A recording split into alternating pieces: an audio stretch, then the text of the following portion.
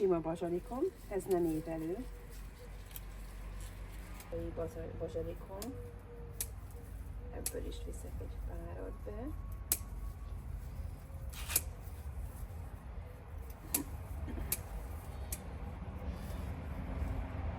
Ennek annyira jó kis vékony szára most, hogy ezt le fogom az egészet szárítani, nem fogom leszedni levelekre, és le fogom darálni.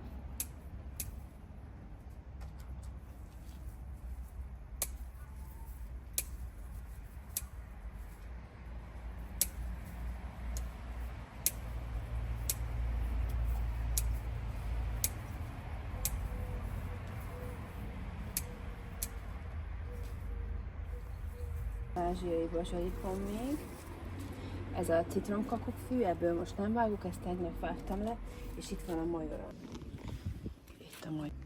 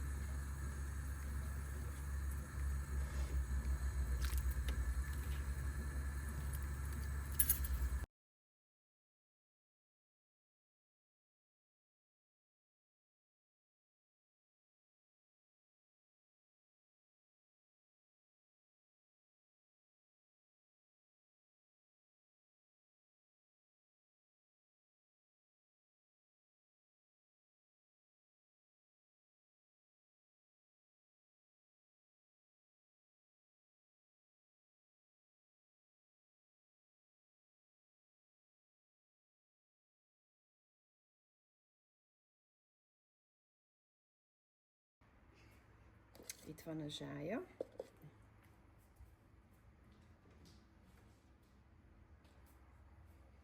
Ugye itt van még, amit behoztunk a kertből,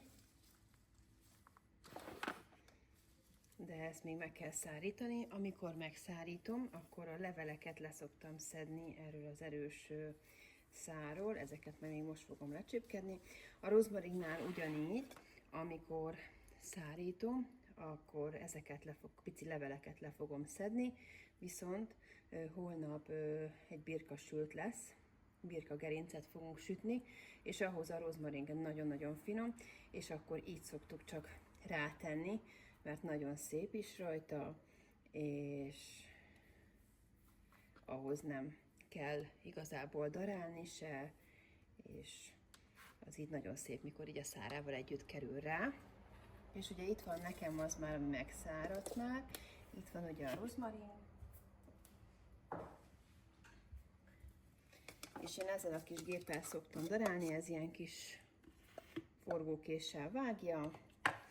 A zsájának bele szoktam tenni a kisebb szárakat, viszont az a vastag szár, amit ott mutattam, azt már nem. Szépen leszedem a leveleire, és ide beleteszem, amennyit ugye szeretnék ledarálni.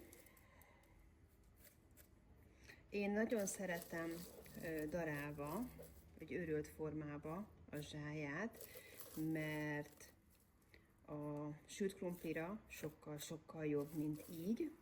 Viszont a levesbe, ahogy mutattam, ott teljesen jó, hogyha a kis teatojásba beleteszitek így leveles formába. Tehát azért is van nekem így megszárítva, így bele van csak törve ebbe a kis vödörbe, és mikor, ahogy használom fel, úgy szoktam akkor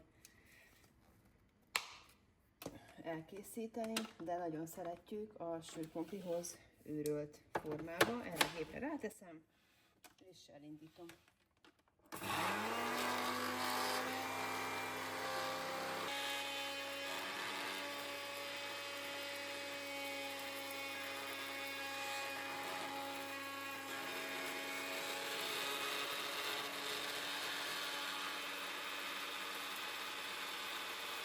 És ami érdekes benne, hogy mindjárt mutatom,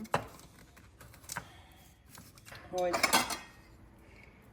ilyen érdekes lesz, és isteni finom illata van, és ez az illat, ez megmarad nagyon-nagyon sokáig.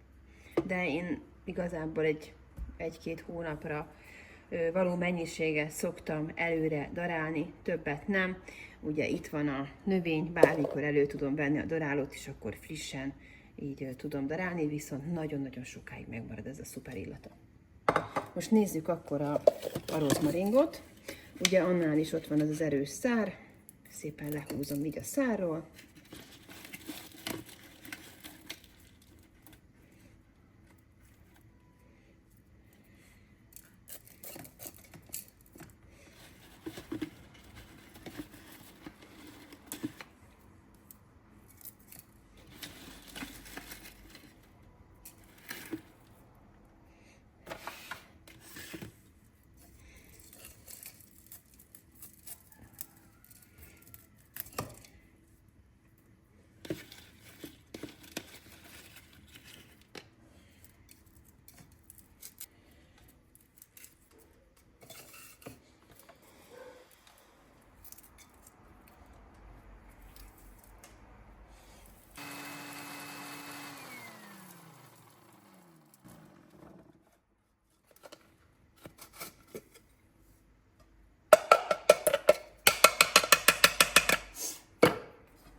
Ugye itt lehet látni, hogy ez másabb.